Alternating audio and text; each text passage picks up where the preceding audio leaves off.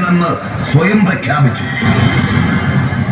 ദേവന്മാരെയും മഹാമുനിമാരെയും വേദനിപ്പിക്കാനും അപഹസിക്കാനും ദ്രോഹിക്കാനും തുടങ്ങി.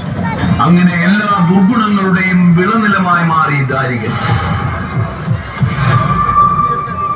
രക്ഷയില്ലാതായ ദേവന്മാർ പരമശിവനെ അഭയം പ്രാപിച്ചു.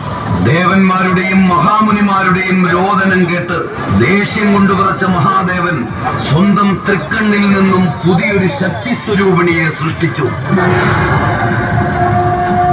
ഭീകരമൂർത്തിയായ ഭദ്രകാളി ദേവി. അങ്ങനെ പരമശിവന്റെ ആജ്ഞാനുസരണം ദേവി ഭദ്ര ദാരികന്റെ വാസസ്ഥലമായ കാലകേയിലെത്തി. ഭദ്രകാളിയും ദാരികനുമായി പൊരിഞ്ഞ യുദ്ധം നടന്നു.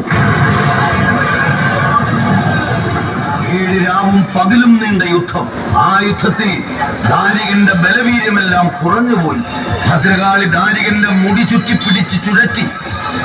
ഇത് കണ്ട് 7 ലോകങ്ങളും വിറങ്ങലിച്ചു പോയി.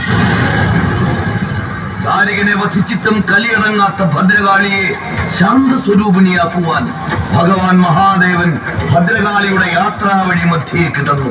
തന്റെ നെഞ്ചിൽ ചവിട്ടിയാൽ ഭദ്രകാളി ശാന്തരൂപിയാകുമെന്നറിയാവുന്ന പരമശിവൻ ദേവിയുടെ യാത്രയ്ക്ക് വിഘ്നമായി കിടന്നു.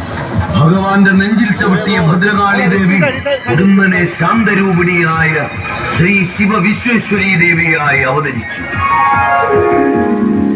ആർട്ടിസ്റ്റ് പ്രമോദ് നന്ദനം അവതരിപ്പിക്കുന്ന ശ്രീ ശിവ വിശ്വേശ്വരി ദേവി.